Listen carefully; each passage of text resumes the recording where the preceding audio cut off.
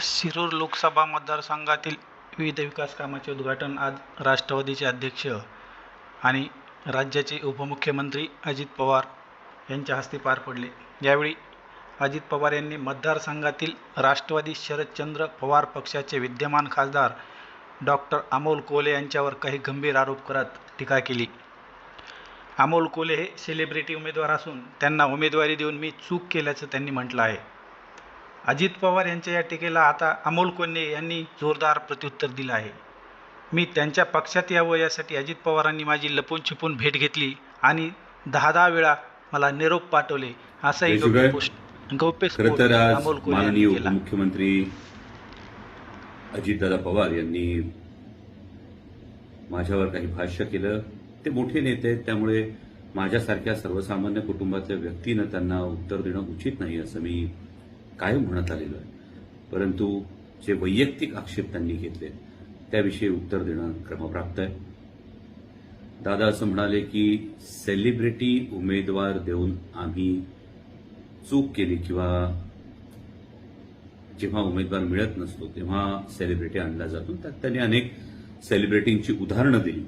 म्हणजे गोविंद असतील, अमिताभ बच्चन असतील, हेमा मालिनी असतील, शत्रुघ्न सिन्हाजी असतील, या सगळ्यांची त्यांनी उदाहरणं दिली. मी नम्रतापूर्वक एक गोष्ट दादांच्या निदर्शनास आणून देऊ इच्छितो की आपण ज्या सर्वांची उदाहरणं दिली यातील एकाही सेलिब्रिटी झालेल्या खासदाराला संसद रत्न पुरस्कार मिळाल्याचं माझ्या ऐकिवात नाही. आणि शिरूर लोकसभा मतदारसंघातील मायबाप जनतेच्या आशीर्वादानं त्यांचे प्रश्न हिरिरीनं मांडत असताना पहिल्याच टर्ममध्ये तब्बल 3 वेळा संसद रत्न पुरस्कार हा मला मिळालेला आहे. राहिला प्रश्न, मी राजीनामा देण्याचं आपल्याकडे बोलून दाखवलं असं आपण वारंवार सांगतात. परंतु जर मी राजीनामाच द्यायच्या विचारात होतो तर मी संसदेत अनुपस्थित होतो का?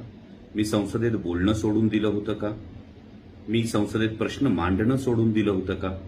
जर आपण सगळा लेखाजोखा बघितला तर हे आवर्जून नमूद करेन की आपल्या पक्षाचे प्रदेशाध्यक्ष जे आहेत हे सुद्धा संसदेमध्ये रायगड लोकसभेचं प्रतिनिधित्व करतात आणि आपल्या पक्षाच्या प्रदेशाध्यक्षांच्या संसदीय कामगिरीपेक्षाही आपण सेलिब्रिटी म्हणून हिणवता.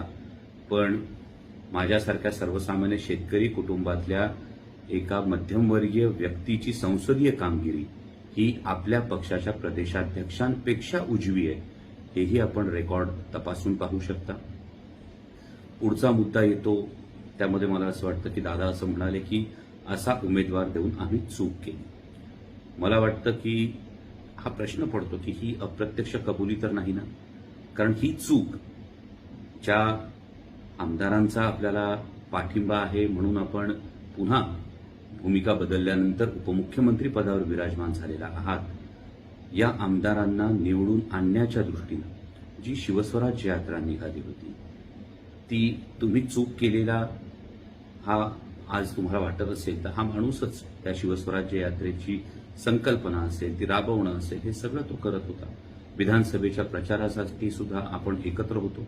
इतकंच नाही तर आपली राज्य सहकारी बँकेची चौकशी सुरू झाल्यानंतरही ही शिवस्वराज्य यात्रा माननीय प्रदेशाध्यक्ष जयंतराव पाटील साहेब यांच्या साथीनं आम्ही पूर्ण केली आणि आपणच निवडणुकीचा निकाल लागल्यानंतर याविषयी कौतुक सुद्धा केलं.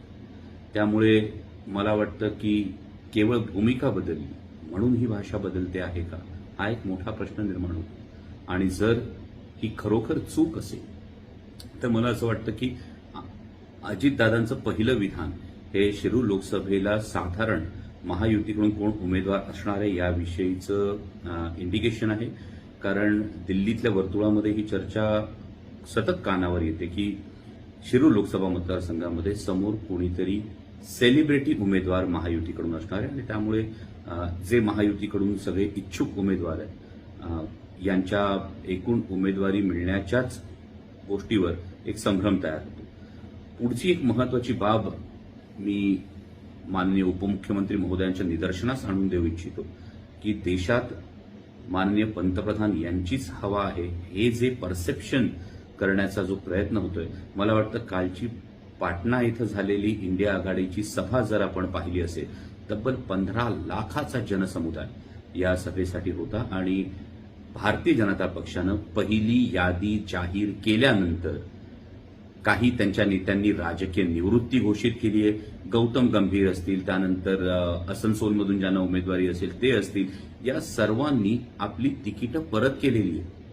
त्यामुळे भारतीय जनता पक्षामध्ये सर्व काही आलबेल आहे असं जे चित्र आपण सांगता आहात त्यामध्ये कितपत तथ्य हे एकदा आपण तपासून पाहू.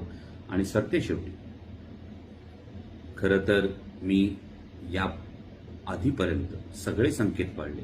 खासगीत झालेल्या गोष्टी न जाहीर करण्याचा जो एक अलिखित संकेत असतो तो मी कायम पाळला. परंतु आपण वारंवार या गोष्टींचा उल्लेख करत असाल तर मी नम्रपणे आपल्याला एकच प्रश्न विचारू इच्छितो की जर असा उमेदवार देणं ही चूक असेल तर मग 10-10 वेळा आपण माझ्यासारख्या सर्वसामान्य कार्यकर्त्याला तुमच्या पक्षात या हे निरोप पाठवण्याचं नेमकं कारण काय? लपून छपून भेटीगाठी करण्याचं कारण काय?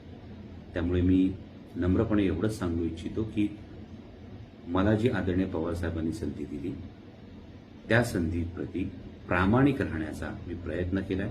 मी माझी संसदेतली जी काही कामगिरी आहे ती त्याचा संपूर्णपणे लेखाजोखा हा पब्लिक डोमेनमध्ये आहे, तो आपण पाहू शकता.